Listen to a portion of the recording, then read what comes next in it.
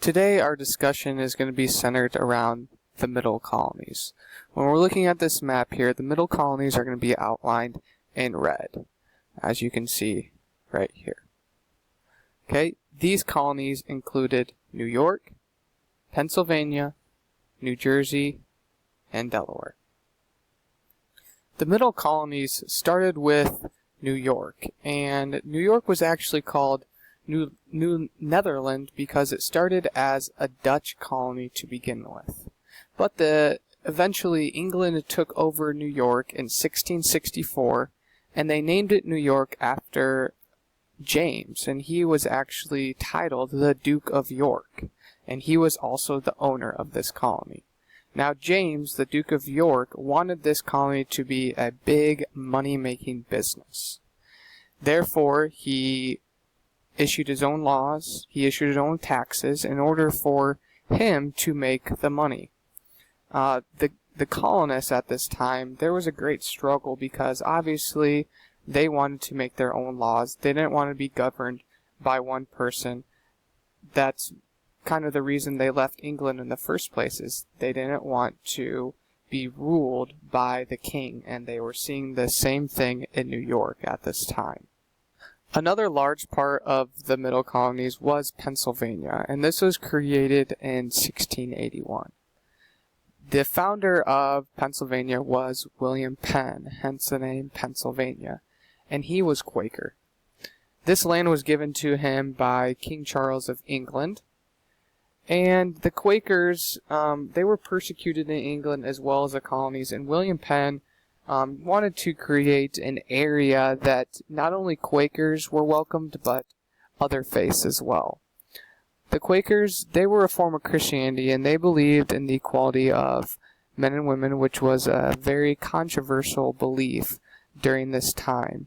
And kind of the whole reason that other faiths and other forms of Christianity were persecuted in England was because England had their own church in which they wanted everyone to practice that faith and follow that form of Christianity, and people didn't want to do that. Therefore, they were persecuted, and they came to the colonies to have a better life.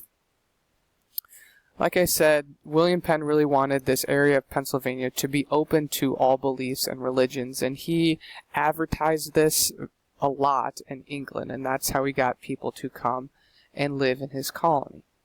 William Penn went on to create the city of Philadelphia, the city of brotherly love, which you might have heard before. And this was also the area that our government will be kind of built in.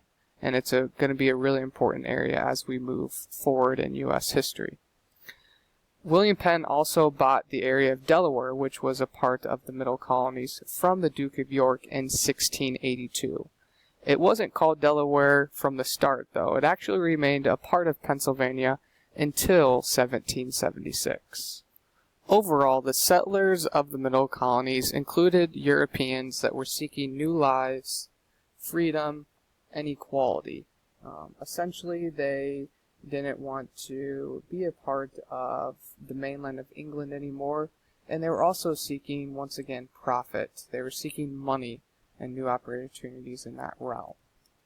The religion of the middle colonies, it really varied. As we kind of talked about, there wasn't a set religion in the New York colony, and Pennsylvania as well as Delaware welcomed all forms of faith. The climate in the middle colonies was cold and very snowy in the winters, as it still is today. A lot of times we see that area getting multiple feet of snow.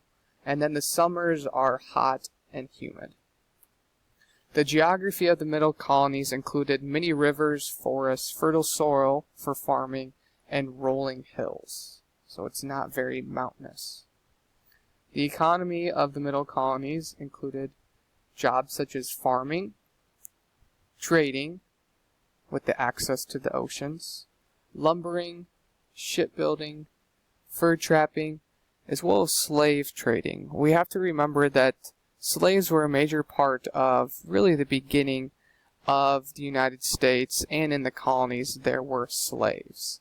And a lot of these slaves were shipped into the middle colonies in order to work on farms. The government of these colonies varied.